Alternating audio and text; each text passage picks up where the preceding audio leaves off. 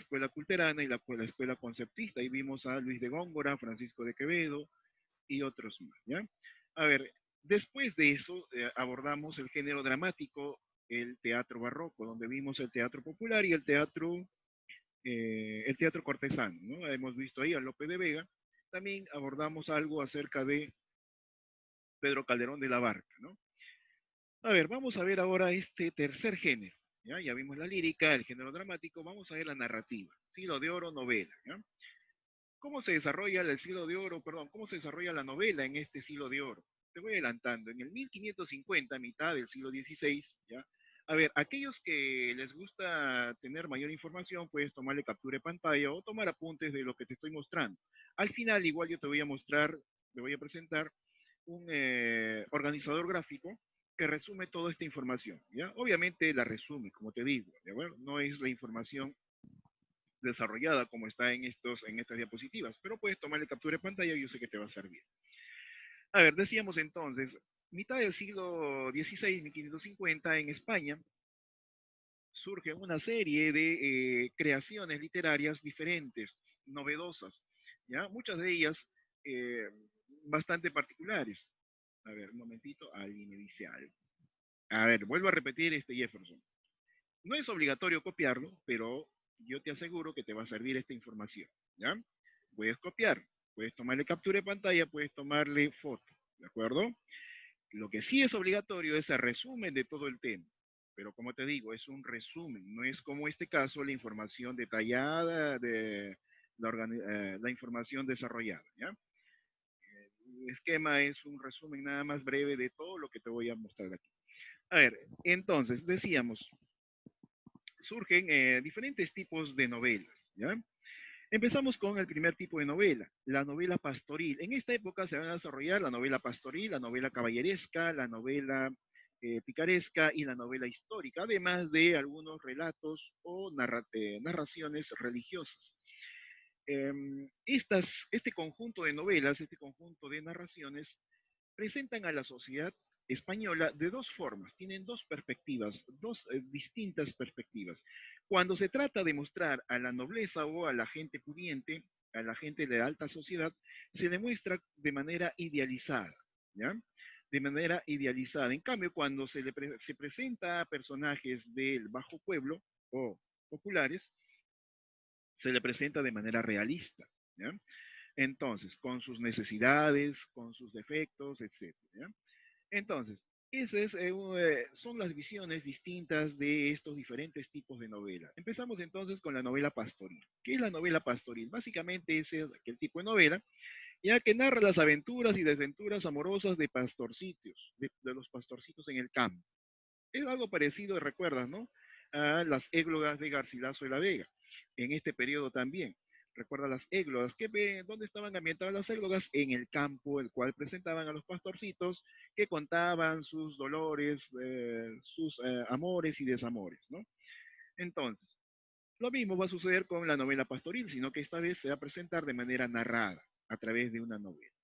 Antecedentes de este tipo de narración, la novela pastoril, lo encontramos en Italia y en Portugal. ¿Sí? Así encontramos entonces, por ejemplo, la Arcadia de San Nazaro, ¿ya? Y las ninfas de Fiesole de Boccaccio, Giovanni Boccaccio. ¿Recuerdas este personaje, no? En el Trecento italiano, junto con Dante Alighieri. A ver, este tipo de novela presenta pastorcitos, como te dije, también presenta paisajes bucólicos. Cuando te digo paisajes bucólicos, bucólico es sinónimo de campo, ¿ya? Campestre, naturaleza. Presenta también temas como el amor, la belleza, la dulzura, etcétera, etcétera. Las obras representativas de este periodo, la novela pastoril, son las siguientes, y justamente con la publicación de esta obra es el que nace esta moda, la novela pastoril, con los 7 libros de La Diana, surgida en 1558 del portugués Jorge de Montemayor. Va a dar inicio a esta moda de la novela pastoril. Después, más adelante, en 1564, se publica esta novela, La Diana enamorada, ¿ya? De Gaspar Gil Paolo. Entonces, esta Diana enamorada, según su autor, es la continuación de los 7 libros de la Diana. Ahora, ¿de qué trata la Diana? Básicamente narra las aventuras amorosas de la diosa griega Diana, ¿de acuerdo? en el cual ella se desenvuelve en el campo, es la diosa de la caza, de la cacería. Ella está en los bosques, en la naturaleza, seduciendo a los cazadores, a los pastorcitos, etcétera, etcétera. ¿Ya? Entonces, la Diana enamorada, según Gaspar Gil Paolo, es la continuación de la historia de la Diana. Es más, según este personaje, según el autor dice o muestra en esta obra, cómo termina el personaje de la Diana, cómo terminan sus amantes, etc. Más adelante, en 1585, se publica La Galatea de Miguel de Cervantes. Es una continuación de la serie de novelas pastoriles. ¿Ya? Entonces, no te olvides, su nombre lo dice, pastoriles, pastoril, de pastores. ¿Ya? Novela pastoril, novela de pastores. Ambientada en el campo, cuyos personajes son pastorcitos, ya que narran sus aventuras y desventuras amorosas. A ver, siguiente tipo de novela es la novela picaresca, que es la que vamos a ver con más detenimiento en esta sesión. La novela picaresca presenta las siguientes características. ¿Ya? Narra una serie de incidentes o episodios de la vida de un protagonista, ¿de acuerdo?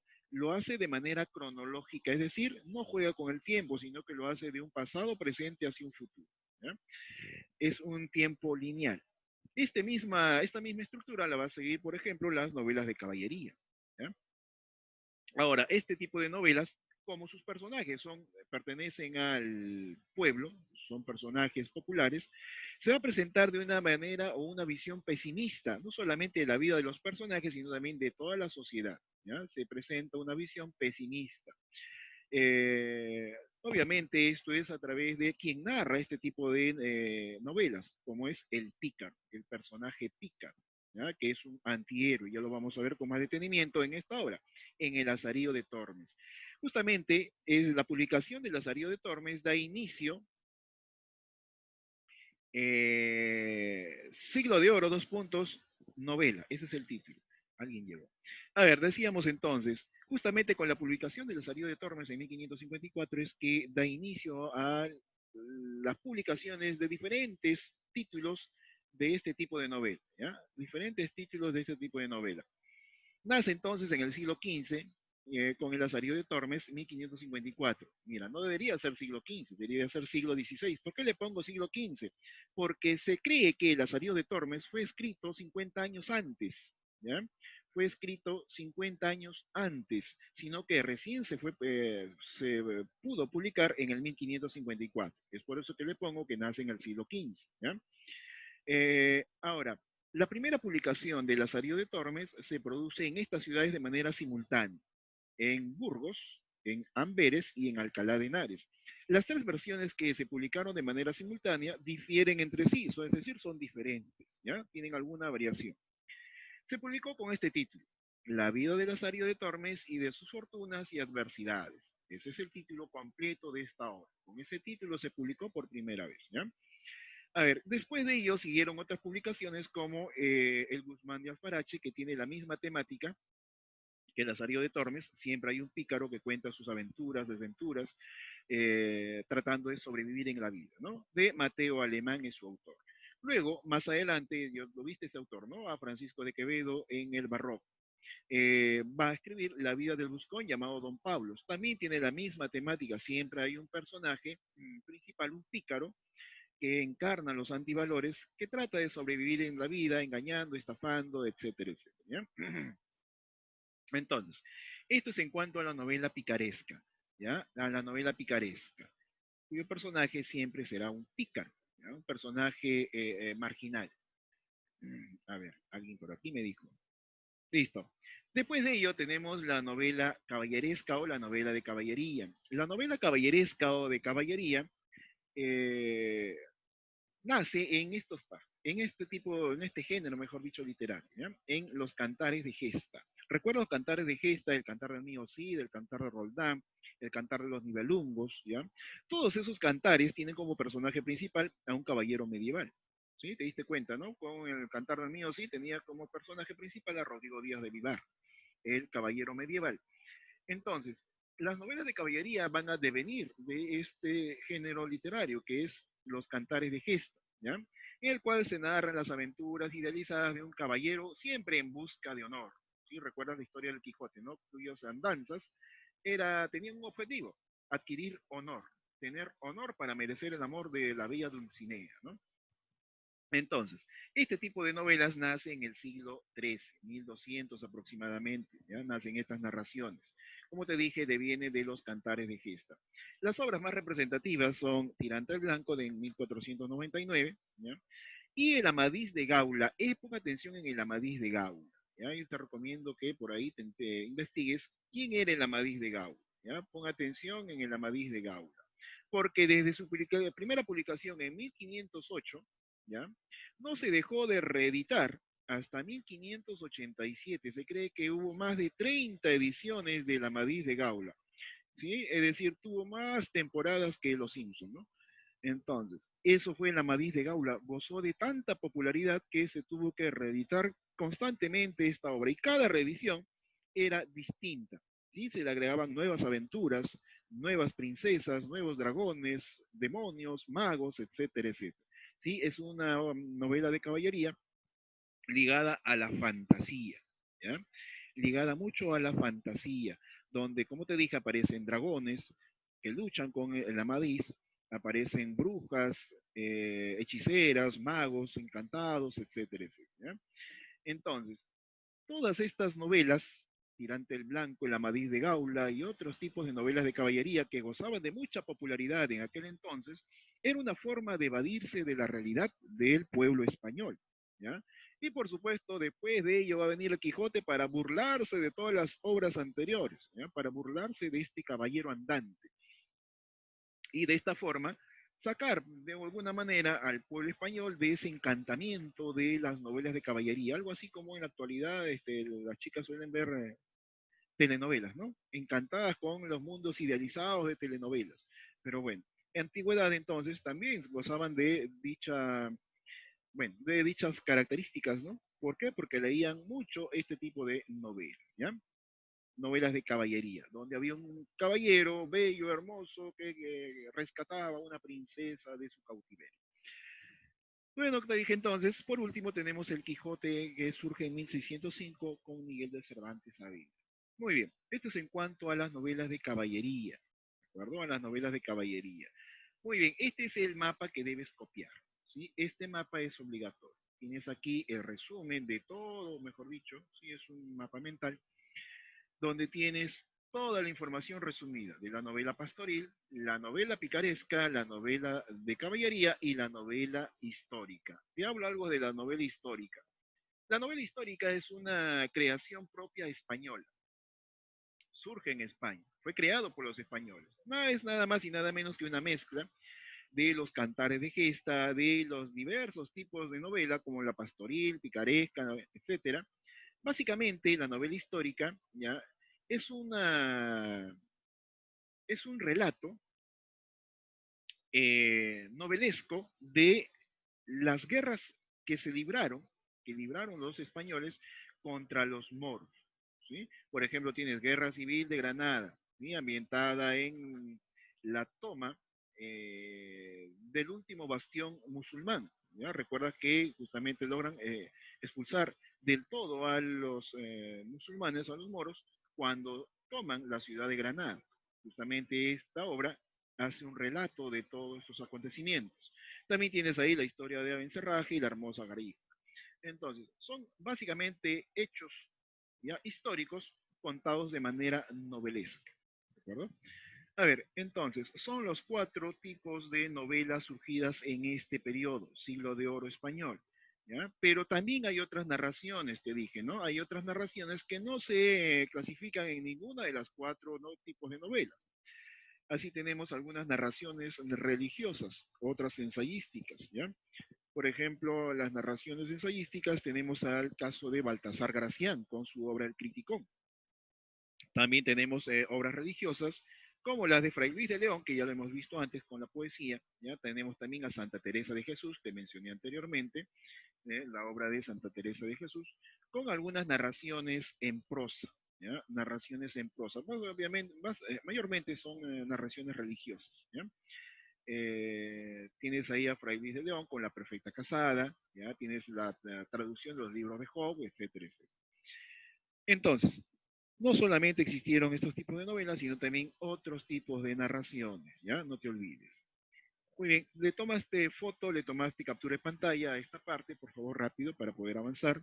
¿Ya? Si no sabes tomar captura de pantalla, entras a Google y dices, ¿cómo tomar captura de pantalla? Ahí te va a decir qué teclas debes presionar para tomar tu captura de pantalla. ¿Ya? O si no, profesor, ayúdame, no sé cómo tomar captura de pantalla, te ayudo rápidamente.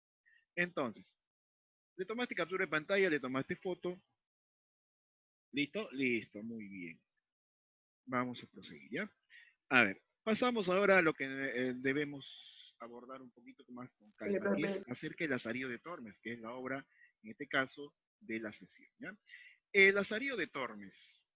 A ver, un momentito, ahora sí. Características de la obra El Lazarillo de Tormes. Hay mucha discusión acerca de esta obra. Ahora te la voy a mostrar. Primero vemos las características entonces. Primero dice, presenta un arquetipo de antihéroe por carecer de valores. Tú sabes que el Lazarillo de Tormes en su objetivo de sobrevivir en la vida, ¿ya? De pervivir en la vida, ¿ya? Va a encarnar una serie de antivalores porque tiene que robar, tiene que estafar, tiene que mentir, etcétera, etcétera. ¿Ya? Tiene que mendigar, entre otras cosas. Entonces, porque su vida está orientada justamente a la coyuntura que marcará su sobrevivencia.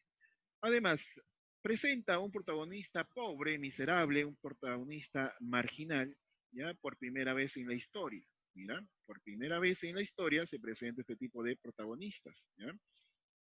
Por lo general eran personajes nobles que encarnaban los valores de cada sociedad.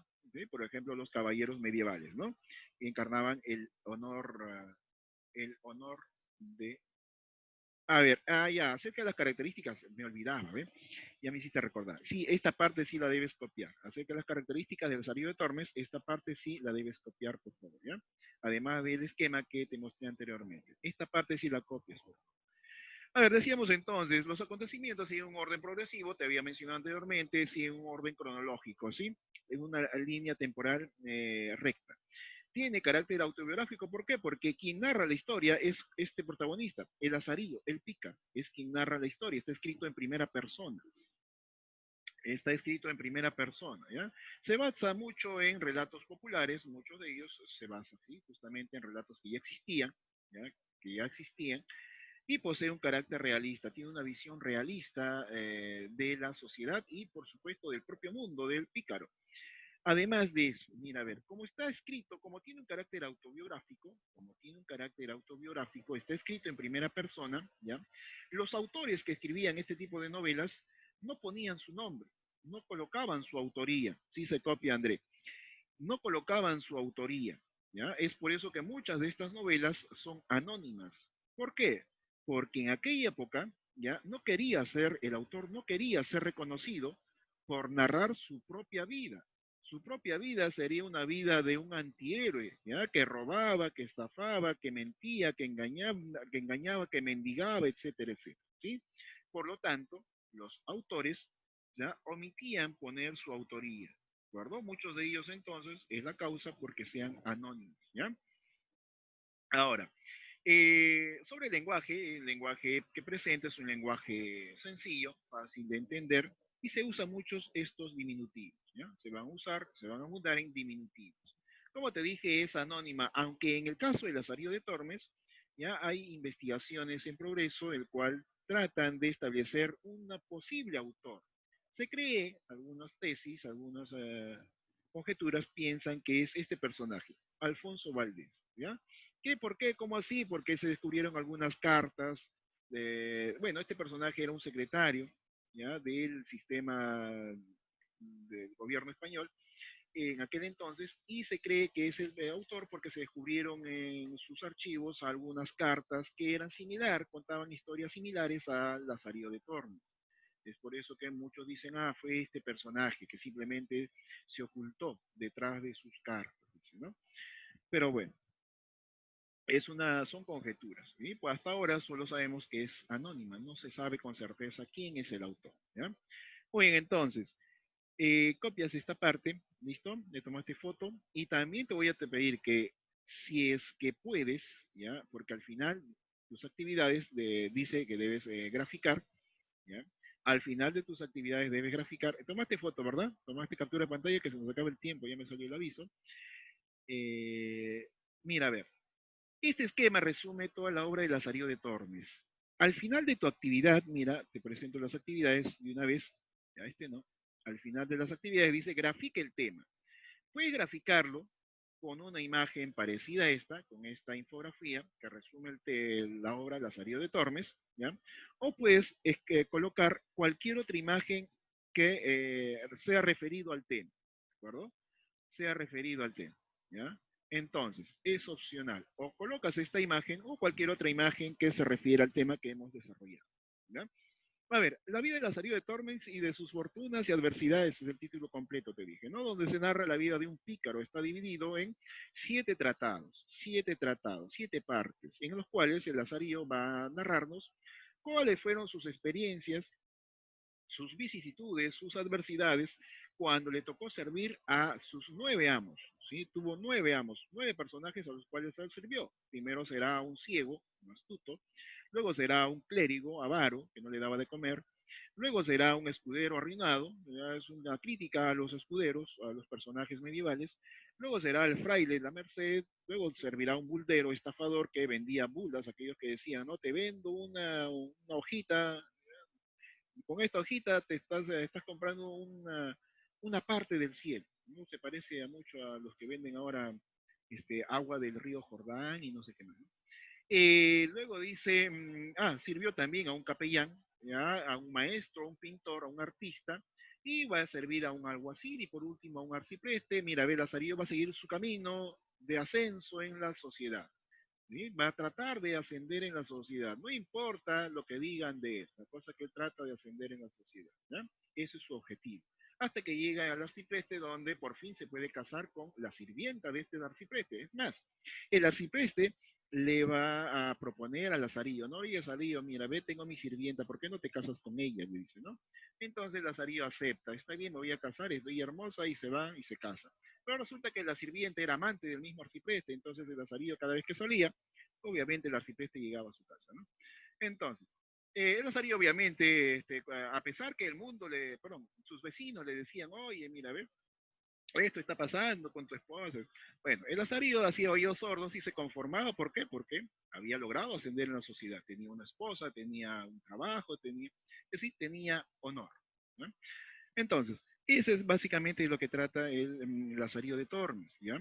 Ahora te presento tus actividades antes que se nos cierre la sesión. Las actividades corresponden a esto de acá. Debes resolver este cuestionario en tu cuaderno.